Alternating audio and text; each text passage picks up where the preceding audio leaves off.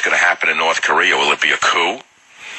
Will it be an invasion? U.S.-Chinese troops?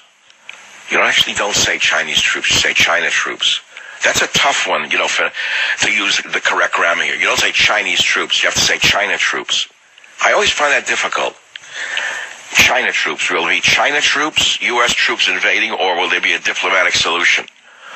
Or will Fatso just abdicate and move to San Francisco and, switch genders and disappear into the streets of San Francisco?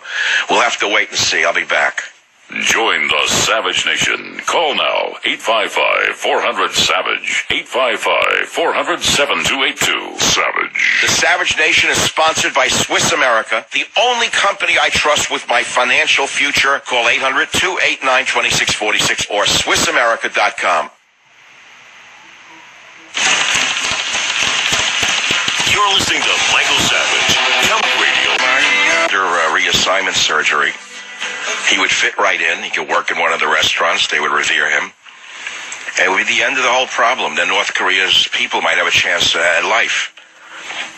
How many? 30 million people starving to death there because of this fat pig? How in the world you cannot see the difference between what communism, socialism is, and let's say relative freedom of democracy in South Korea, a booming economy in the South. They make televisions. What do they make in North Korea? Nothing. The people are starving to death. They live in a prison camp. And yet you got people who support Bernie Sanders who think that socialism works. I don't know. The world's crazy. No one thinks anymore. The LGBT crowd at Duquesne is frightened of a chicken sandwich. They don't want a chicken sandwich on the campus. It threatens their safe space. And this crazy one, threatening to set off nuclear weapons. Well, I don't know. China has 150,000 troops. That's what we read on the border with North Korea. At first, I was afraid it was to defend him. But later on, we learned, no, it was actually to knock him off.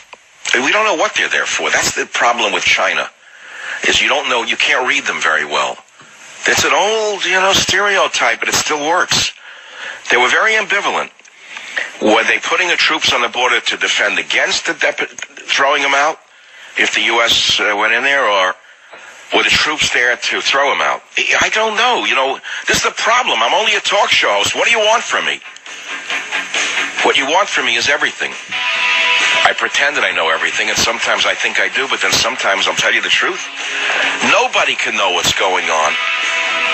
As sharp as Plato was when he was writing about the shadows on the wall, as though he knew what the actors were actually doing, do we really know what the actors are doing here? Well, think about what I'm saying to you, because when I come back, we're all going to sing along again to the San Francisco song. Join the